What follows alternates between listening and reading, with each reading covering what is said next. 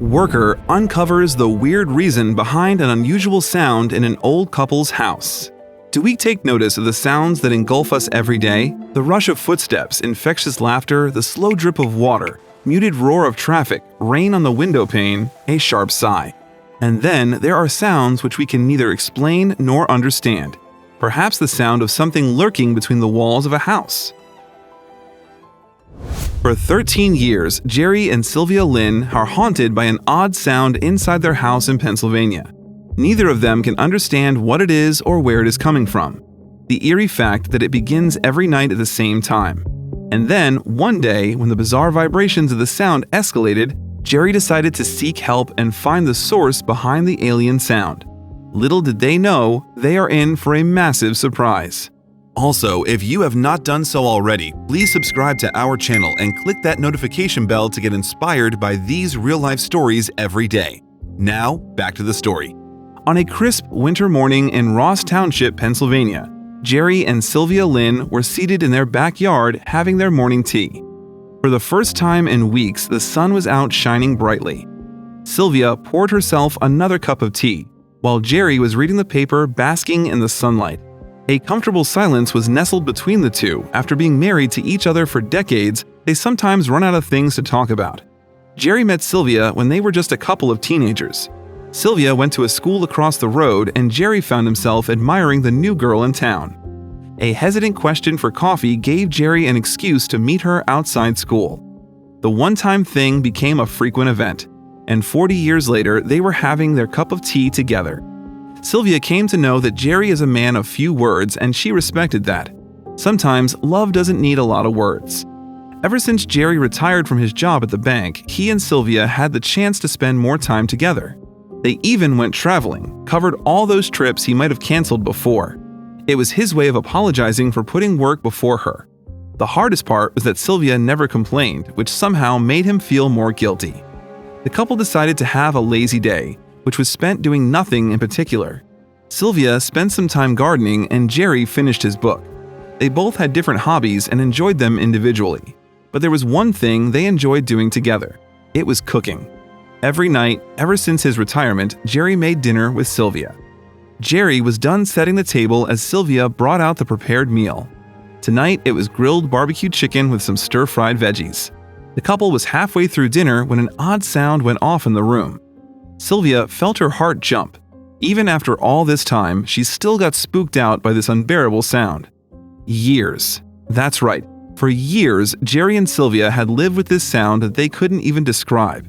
It started more than a decade ago, and it hasn't stopped since.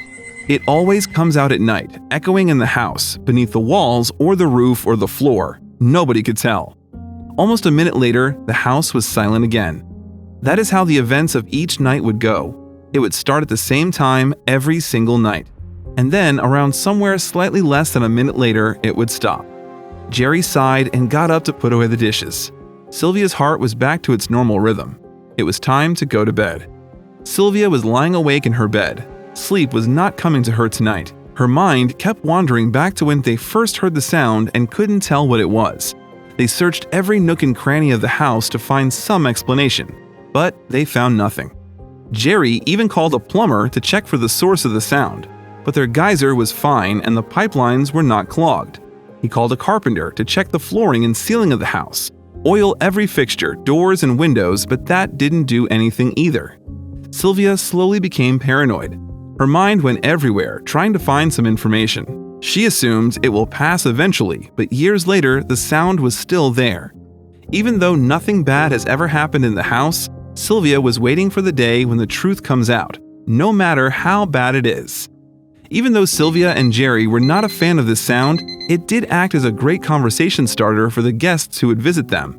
No need to, it's fun. It's a great conversation piece when people come.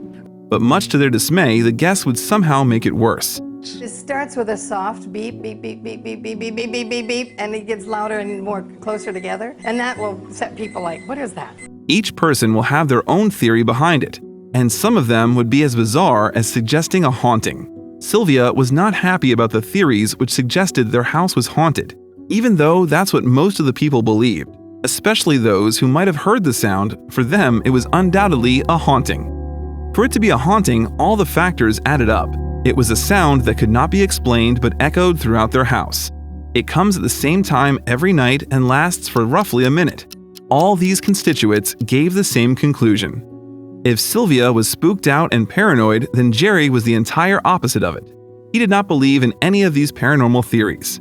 He knew there has to be some rational explanation, even if they haven't found it yet. He tried so hard for many years, but eventually he just made his peace with it. It became something they just lived with.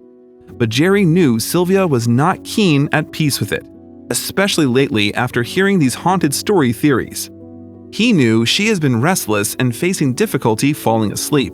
He had to do something to help her, but he didn't know what to do. Over the years, he has called in a plumber, a carpenter, a cleaner, but none of them seemed to know what to do. He will try again one last time for Sylvia. Jerry pulled out his directory and started to search for a contractor who can come and take a look. After doing some digging, he came across a local company and called them requesting their best workers. It was decided they will come first thing tomorrow morning. The next morning, Jerry was up earlier than usual. He wanted everything to be ready, even though the company assured him that the contractors will come with the necessary pieces of equipment. He was not sure what they were going to check, but he moved around a few things just to give them space to work and put aside a few fragile things. Jerry asked them to come around the time when the sound comes so that it was easier for them to understand what they are dealing with. The company sent 2 contractors, Dawn and Keith. They both had the most experience and practical knowledge. The contractors didn't have to wait too long for it, since the sound went off in a few minutes right on schedule. The first thing the contractors noticed was that even though the voice echoed in the whole house, it must have one source. There is only one thing which is present all around the house through which sound can travel easily: the air vent. So that is where they decided to commence their investigation. The contractors began their inspection of the vent. The sound is the loudest in their living room, as much as they could tell. So the duo removed the opening to the air vent in the living room and managed to look inside. From the looks of it, there was nothing unusual about the vent, but that is when they noticed another opening of the vent which was connected with the garage. The contractors decided to look through the opening of the air vent in the garage. Once they unscrewed the frame, they realized that the area is not visible clearly from here either, so they decided to take another measure to reach the source. The contractors decided to cut through some drywall in the garage and pinpoint the exact position. Once the drywall was cut out big enough to see inside, one of them took a flashlight and pointed it inside the wall. That is when he saw something which left him absolutely puzzled. The beam of the flashlight landed on a tiny object. I see a clock with vibrant numbers stuck on a wire. Sylvia and both the contractors were confused, and so was Jerry, for just about a second before his eyes went wide. Sylvia looked at him, eyes full of confusion, but he paid no attention to her expressions as he was already down the memory lane. It was the year 2004, and Jerry had decided to connect his new TV in the living room on his own. The whole setup was done, but there was just one thing left. It was to connect the main wire for cable connection. Jerry wanted to drill a hole in the wall and pass the wire through it, but he had yet to figure out where to drill the hole. In order to get the connection to line up perfectly, Jerry came up with a plan. Jerry decided to lower an object into the wall cavity tied on the end of a string. Now, it was obvious he can't see the object inside the wall cavity, so he needed something which didn't need to be seen but worked the same.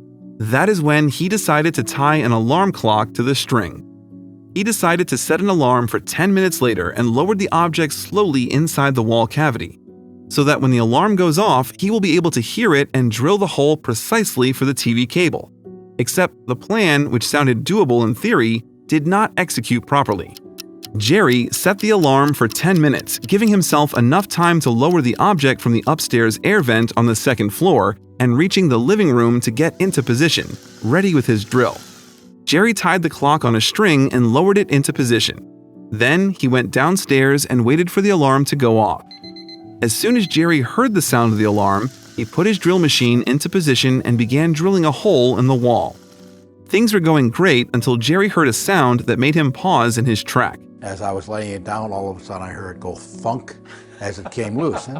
Jerry realized at that moment that his plan may not have been executed well. The alarm clock had detached itself and fallen, hitting the floor.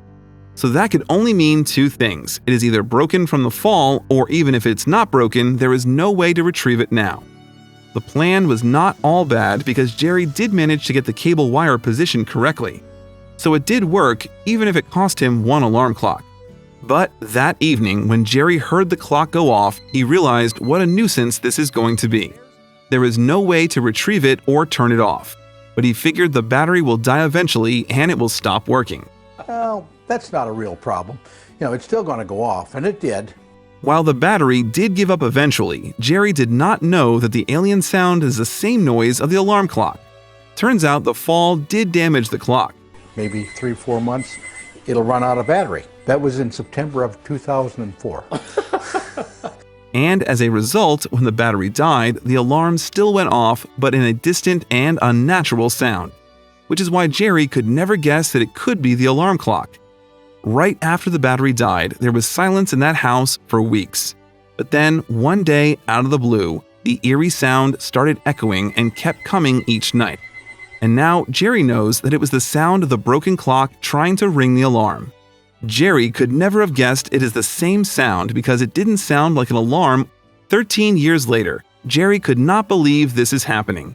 He can't even remember what the clock looked like. It is a travel alarm. I was right on that. And it is digital. I was right on that. It's just the style I was wrong on. His mind has erased the memory of it by now. The contractor reached in and untangled the alarm clock. This is the first time, no pun intended, I ever had to remove a clock from inside ductwork. Jerry held the alarm clock, slowly examining its appearance. To his surprise, there was no noticeable damage to the exterior of the clock. It was digital and tiny, just like Jerry remembered. The color was black and the display showed huge numbers on it. He guessed the damage was in the motor. Once that is fixed, it won't make those eerie sounds anymore. Sylvia was relieved to see that the source had been located finally and taken care of. She was tired of feeling restless and unsafe in her house. She couldn't help but laugh at the absurdity of this situation. All this while she assumed the worst, only to realize it is nothing but an old alarm clock which somehow after all these years still works. Jerry and Sylvia's mystery sound was the talk of the town. People who believed their house is haunted were happy to hear it was nothing. Many local news channels even covered their story, and the KDKA news channel filmed the whole retrieving operation for their channel. The company that manufactured this clock probably received a ton of publicity. A clock which went through a trauma, if we can put it that way for context, still worked after 13 years. Minus the broken alarm sound, it still worked and showed the correct time. The irony is, the clock, which was stuck in a wall cavity for 13 years, took less than 13 minutes to be taken out. If only Jerry would have contacted someone before, he could have saved him and Sylvia from a lot of sleepless nights. The residence of Jerry and Sylvia Lynn now exists in peaceful silence. It does not echo any eerie sounds anymore. Sylvia found her sleep and is no longer paranoid. The retrieved alarm clock now has a prominent space in their home, and Jerry learned it the hard way to not tie it to any strings or put it through any walls. If you liked the video, please give it a thumbs up and consider sharing it with someone who may find it interesting too. Thanks again, and we'll see you in the next one.